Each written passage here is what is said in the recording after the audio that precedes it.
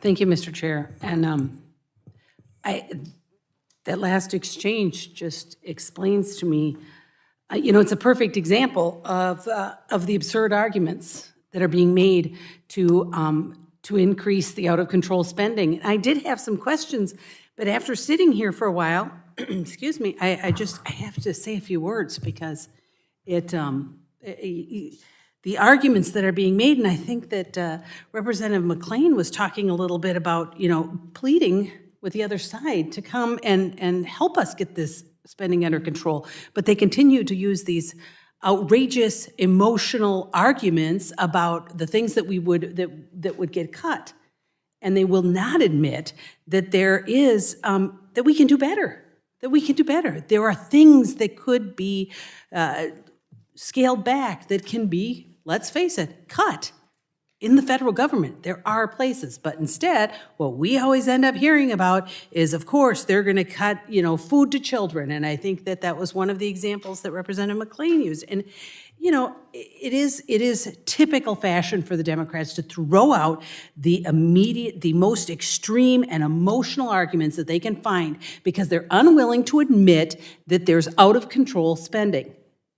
I've been here 2 years, and all I've seen is Democrats spend money the first 2 years I was here. And now they're unwilling to admit, and they can blame it on Trump, they can blame it on Republicans, whatever, but let's face it, we have to get this under control. There was a mention of this is going to hurt our children, this is going to hurt our future.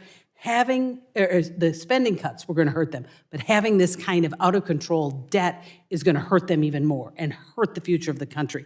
And like I said, I had some questions, but I really felt the need to just get that out because the other side is just unwilling to admit it, just plain and simple.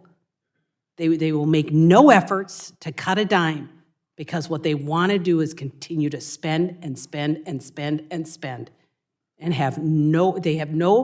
they feel like there's no responsibility to the taxpayers, to those middle-class folks, the lower income folks that they talk so passionately about, but they're paying for this debt too. And we have to get it under control. We have to get spending under control. And so I feel very strongly that the American people want us to do this. They want us to get this under control. They understand that out-of-control debt, out-of-control spending does nobody any good.